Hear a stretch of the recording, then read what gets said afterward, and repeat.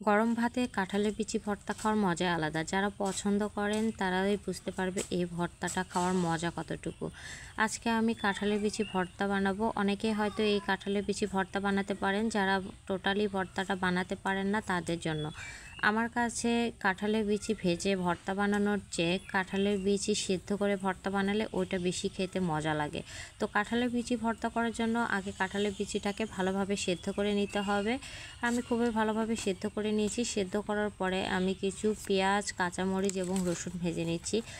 আপনারা ভর্তাটা যারা খুবই নরম খেতে চান তারা পেঁয়াজ রসুনের পরিমাণটা একটু বাড়িয়ে দিবেন। যারা কম নরম খেতে পছন্দ করেন বা ঝরঝরে খেতে পছন্দ করেন তারা খুবই কম পেঁয়াজ রসুন দিবেন। তো কাঁঠালের বিচি তেলে হালকা একটু ভেজে নিতে হয়, তাহলে ভর্তাটা একটু মজা হয়। তাছাড়া পানি থেকে উঠে ডাইরেক্ট যদি পাটায় বেটে ভর্তা করেন ওইটা খুব একটা মজা হয় না, ভর্তাটা পানসে পানসে লাগে। এর জন্য কাঁঠালের বিচি হালকা একটু তেলে ভেজে নিয়েছি।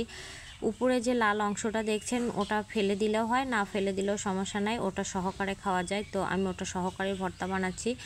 আর পাটায় বাটা ভর্তা তো তুলনায় হয় না, এই পাটায় বাটা ভর্তা তো মজা অনেক বেশি হয়। তো কাঁঠালের বিচিগুলোকে একদম মিহি করা যায় না, কারণ এটা অনেকটা আঠালো হয়, ভর্তা বানাতে কষ্ট হয়। এ কারণে আমি যতটুকু পেরেছি মিহি করে নিচ্ছি।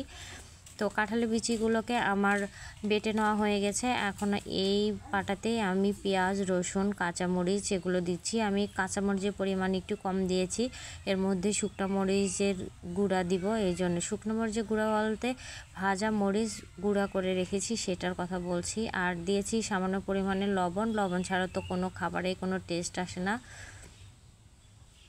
এগুলোকে ভালোভাবে বেটে নেওয়ার পরে আমি ভেজে রাখা শুকনো মরিচ যে গুঁড়ো করে রেখেছিলাম সেটা এর মধ্যে দিয়ে দিচ্ছি। আর দুটো মিক্সারে ভর্তা করলে ওটা অনেক বেশি মজা হয়, অথবা শুধু কাঁচামরিচ দিয়ে ভর্তা বানালেও অনেক মজা লাগে।